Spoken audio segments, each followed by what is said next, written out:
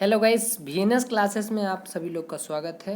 मैं अभिषेक मिश्रा आज फिर लेके आया हूँ एक नई क्लास। और आज की क्लास में जैसा कि हम लोग का चल रहा है एमसीक्यू सीरीज, तो अभी हम लोग इकोनॉमिक्स पढ़ रहे हैं, अर्थशास्त्र पढ़ रहे हैं। तो उसका आज आपका 5वां पार्ट होगा और आज भी हम लोग देखेंगे 50 क्वेश्चन। तो बिना किसी देरी के चलिए पहले करते हैं क्वेश्चन को शुरू, फिर करेंगे बातें। और हाँ, अगर आप वीडियो को पहली बार देख रहे हैं तो पूरा वीडियो पहले देखिएगा और फिर सब्सक्राइब जरूर कीजिएगा। चलिए शुरू करते हैं। आज का पहला क्वेश्चन है, मैं पेन थोड़ा चेंज कर लूँ। ओके।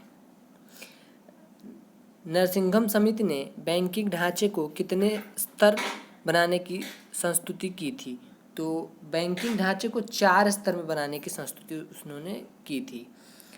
अगला क्वेश्चन है, भारतीय जीवन बीमा यानी कि एलआईसी की स्थापना कब हुई थी? तो 1956 यानी कि 1956 में एलआईसी की स्थापना हुई थी। अगला क्वेश्चन, सेबी ने पिछले कई वर्षों से निष्क्रिय पड़े किस स्टॉक एक्सचेंज की मान्यता 9 जुलाई 2007 को समाप्त कर दी, जिससे मान्यता प्राप्त स्टॉक एक्सचेंजों की संख्या घटकर 24 से 23 रह गई। मतलब पहले 24 स्टॉक एक्सचेंज थे, अभी 2007 के बाद एक की मान्यता निरस्त होने के बाद अभी कितना रह गई है? 23 रह गई है। तो किसकी निरस्त हुई है? केएसई सौराष्ट्र, इसकी मान्यता निरस्त कर दी गई है। अगला है, मुद्रा के अवमूल्यन का फलस्वरूप क्या होता है? मुद्रा का अवमूल्यन जब होता है तो निर्यात का व्यापार प्रसार होता है, आयात स्थानापत्ति का प्रसार होता है, आयात व्यापार पर संकुचन लगता है। तो ऊपर से तीनों होगा। अगला क्वेश्चन है, भारतीय रिजर्व बैंक की खुला बाजार कार्रवाई का क्या अर्थ है? क्रय और विक्रय।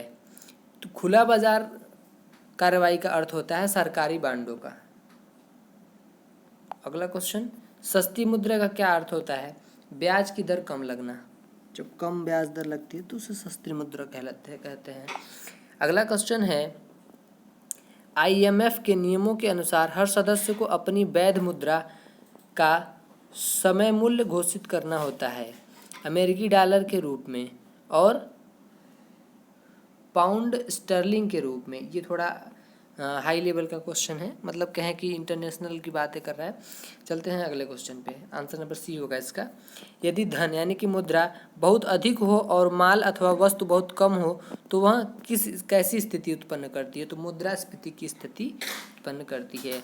ठीक, मतलब सामान की कमी पड़ जाए जबकि पैसे बहुत ज़्यादा मौजूद हों। अगला है, बम्बई स्टॉक एक्सचेंज का शेयर मूल्य सूचकांक क्या है? तो बम्बई स्टॉक एक्सचेंज में शेयर सूचकांक होता है, तो सेंसेक्स भी होता है, डोलेक्स भी होता है और निफ्टी भी होता है। तो ऊपर से तीनों सही होंगे। अगला क्वेश्चन है, बम्बई स्टॉक एक्सचेंज का संवेदी शेयर मूल्य सूचकांक कितनी कंपनियों के शेयर मूल्यों पर आधारित है? तो 30 कंपनियों के शेयर से आधारित है इसका मूल्य। अगला क्वेश्चन है, निफ्टी निम्नलिखित में से किस शेयर बाजार का मूल्य है?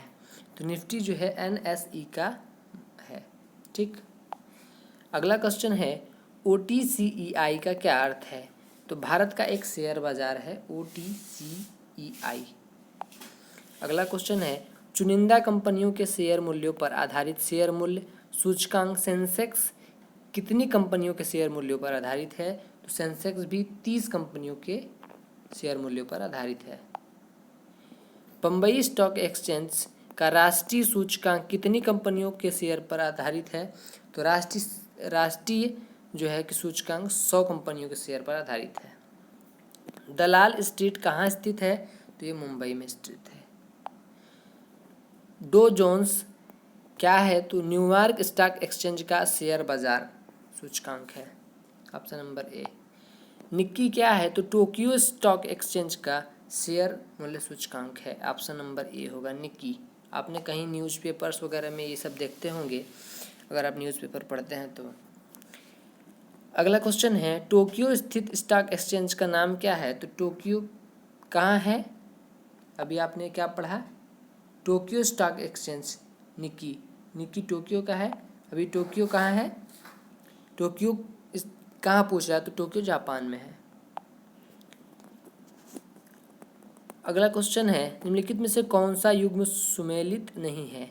तो इसका देखिए आपका आंसर हो जाएगा, सही सुमेलित पूछ रहा है तो डो जोन्स ये न्यूयॉर्क में है, और हैनसेंग सियोल में नहीं है, और FTSE 100 ये लंदन का है। अगला क्वेश्चन, निम्नलिखित में से कौन सा भारतीय बैंक भारत में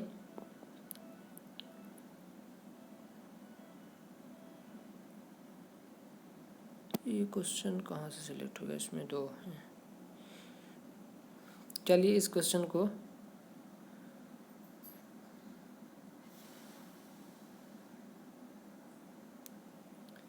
छोड़ते हैं, इसको फिर कोशिश करेंगे कल के क्वेश्चन में कवर करने की। आज इसको स्किप कर दीजिए। भारत में कागजी नोट मुद्रा को जारी करने का पूर्ण अधिकार किसके पास है? तो भारत में कागजी मुद्रा यानी कि नोट कौन जारी कर सकता है? केवल RBI जारी कर सकती है। RBI के अलावा कोई और जारी नहीं कर सकता। अगला क्वेश्चन है, भारतीय रिजर्व बैंक का राष्ट्रीयकरण कब हुआ था? तो 1949 में, 1969 में, 1949 में राष्ट्रीयकरण हुआ था। साधारण बीमा GIC के अधीन कितनी बीमा कंपनियां हैं? तो GIC के अधीन 4 बीमा कंपनी हैं। जीवन बीमा निगम यानी कि LIC की कौन सी पॉलिसी विशेषतः बच्चों के हितार्थ नहीं है? तो जीवन सुरक्षा क्या होता है? हमेशा बच्चों के लिए नहीं हितार्थ माना जाता, क्योंकि बच्चों को लाइफ का इंश्योरेंस की क्या आवश्यकता, अभी तो उनकी पूरी लाइफ बची है, उनको तो लाइफ जीना है। बीमा नियामक एवं विकास प्राधिकरण यानी कि IRDA जिसको कहते हैं, का मुख्यालय कहाँ है? तो हैदराबाद में है। अगला क्वेश्चन है, RN मल्होत्रा समिति ने किस क्षेत्र से संबंधित सुधारों के लिए सपोर्ट प्रस्तुत की थी? तो बीमा क्षेत्र में सुधारों के लिए। अगला क्वेश्चन है, भारतीय स्टॉक बाजार का विनियमन और पर्यवेक्षण किसके द्वारा किया जाता है? तो सेबी के द्वारा किया जाता है। अगला क्वेश्चन है, भारतीय प्रतिभूति एवं विनिमय बोर्ड की स्थापना कब हुई थी? तो 1988 में हुई थी। अगला क्वेश्चन है, भारतीय प्रतिभूति एवं विनिमय बोर्ड को किस वर्ष एक अध्यादेश द्वारा वैधानिक दर्जा प्राप्त हुआ? तो वैधानिक दर्जा 1992 में प्राप्त हुआ था। अगले क्वेश्चन की तरफ, सेबी के कार्यों में सम्मिलित है। तो सेबी के कार्य इसमें बता रहा है और क्या क्या सम्मिलित हैं की बात कर रहा है। तो आप तीनों ऑप्शन इसका सही होगा, आप पढ़ लीजिए। उपयुक्त सभी सही आंसर है ऑप्शन नंबर D।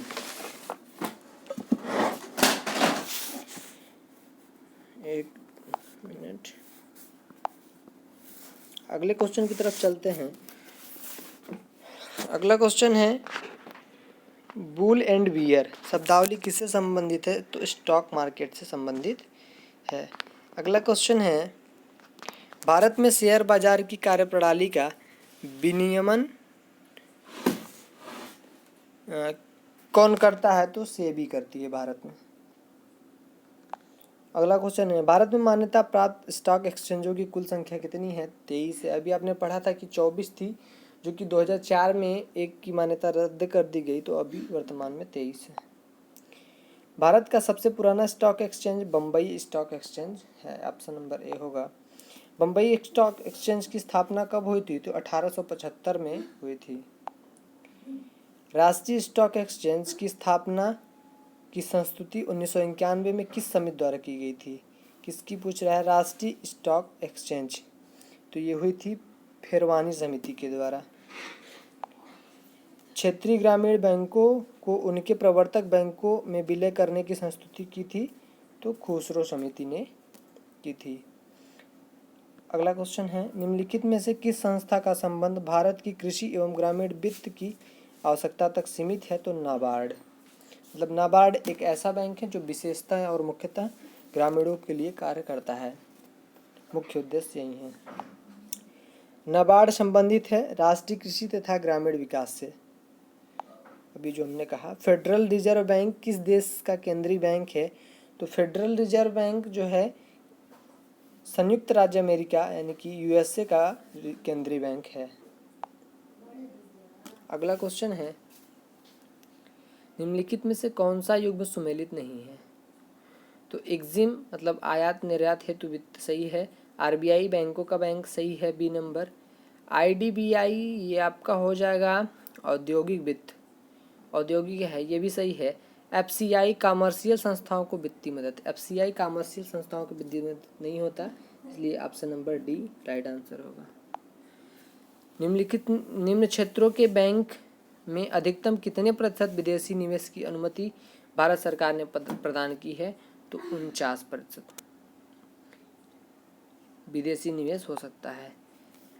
आईबीए से क्या तात्पर्य है, आईबीए का मतलब फुल फॉर्म पूछ रहा है, तो आईबीए का फुल फॉर्म यहाँ पे आपका हो जाएगा Indian bank association, option number D आपका राइट आंसर होगा। अगला क्वेश्चन है भारत में नए निजी बैंकों की स्थापना के लिए न्यूनतम चुकता पूंजी कितनी आवश्यक है, तो 500 करोड़ रुपए होना चाहिए अगर आप बैंक की स्थापना कर रहे हैं। नरसिंघम समिति ने किस संबंध में सुझाव केंद्र सरकार को दिया था, तो बैंकिंग संरचना सुधार संबंधी सुझाव दिया था। अगला क्वेश्चन है बीसीसीआई क्या है, तो अंतरराष्ट्रीय बैंकिंग संगठन है। अगला क्वेश्चन है अनुसूचित बैंकों से अभिप्राय उन बैंकों से है जिनका नाम भारतीय रिजर्व बैंक की दूसरी अनुसूची में शामिल होता है, और ये है आपका भारतीय यूनिट ट्रस्ट यानी कि यूटीआई की स्थापना कब हुई थी, तो 1964 में यूटीआई की स्थापना हुई थी। अगला क्वेश्चन है भारत का सबसे बड़ा म्यूचुअल फंड संस्था कौन सा है, तो आपका यूटीआई ही है। और इसी के साथ आज का आपका लास्ट क्वेश्चन हो जाएगा ये, भारत में सबसे पहले किसने म्यूचुअल फंड प्रारंभ किया था, तो अभी आपने पढ़ा यूटीआई यानी कि यूटीआई ने ही किया था। तो आज के लिए बस इतना ही वीडियो, और अगर वीडियो अच्छा लगा हो तो लाइक का बटन ज़रूर दबाइए और चैनल को सब्सक्राइब तो बिल्कुल से कर लीजिए, क्योंकि आपको ये जो ऑब्जेक्टिव की बुक है इसके लगभग जितने भी इम्पोर्टेंट क्वेश्चन हैं 90% सभी क्वेश्चन को कवर करने की कोशिश करेंगे। और इससे फ़ायदा ये होगा कि अगर आपके पास बुक नहीं भी है तो भी आप डेली 10 के 15 मिनट दे करके आप अपनी तैयारी को मजबूत कर सकते हैं। और वीडियो को ज़्यादा से ज़्यादा लोगों तक शेयर कीजिए ताकि जिनके भी पास किताब नहीं है उनको मदद मिल सके और वो लोग भी कम समय दे करके पढ़ाई कर सके। या अगर आपके पास किताब है भी तो आप डेली का रूटीन बनाइए कि आपको 10 मिनट से 15 मिनट तक हमारे वीडियोस को देखना है, उसके बाद जा कर के बुक में प्रैक्टिस करना है। यानी कि पहले तो आपको यहाँ प्रैक्टिस करना है, फिर जाके आप बुक में देख सकते हैं। तो आज के लिए बस इतना ही, फिर कल मिलेंगे नए वीडियो के साथ। तब तक के लिए आप वीडियो को लाइक करते रहिए, ज़्यादा से ज़्यादा लोगों तक शेयर करते रहिए। जितने भी अगर आपके व्हाट्सएप में ग्रुप हैं स्टडी के रिलेटेड तो उन ग्रुप्स में ज़रूर डालिए। तो आज के लिए धन्यवाद।